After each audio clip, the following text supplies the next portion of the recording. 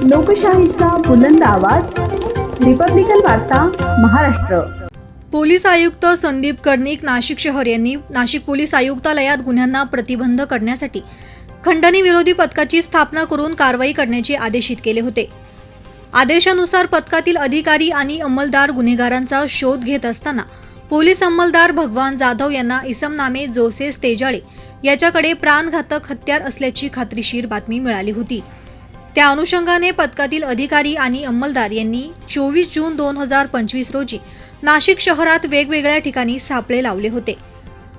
नमूद संशयित आरोपी जोसेस भालचंद्र तेजाळे, वय 34 वर्ष, धंदा खाजगी नोकरी, राहणार room number 103, Rama apartment, happy home colony, तुळशी आय हॉस्पिटल जवळ, पौर्णिमा बस स्टॉप नाशिक हा संदीप हॉटेलच्या समोरील पार्किंगचे मैदान मुंबई नाका नाशिक येथे मिळून आल्याने त्यास 3:30 वाजता ताब्यात घेण्यात आले। सदरचा इसम हा काहीतरी गंभीर स्वरूपाचा गुन्हा करण्याच्या उद्देशाने पिस्तूल, एक जिवंत काडतूस, एक धारदार कोयता जवळ बाळगताना मिळून आला।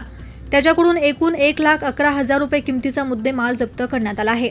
नमूद आरोपी याने पोलीस आयुक्त नाशिक शहर यांचे महाराष्ट्र पोलीस कायदा सन 1951 चे कलम 37(1)(3) अन्वये नाशिक शहरात शस्त्रबंदी मनाई आदेश जारी असताना सदर आदेशाचे उल्लंघन केले म्हणून त्याच्या विरुद्ध भारतीय हत्यार कायदा कलम 3(25), 4(25) सह महाराष्ट्र पोलीस कायदा कलम 135 प्रमाणे मुंबई नाका पोलीस स्टेशन येथे गुन्हा नोंद करण्यात आला आहे।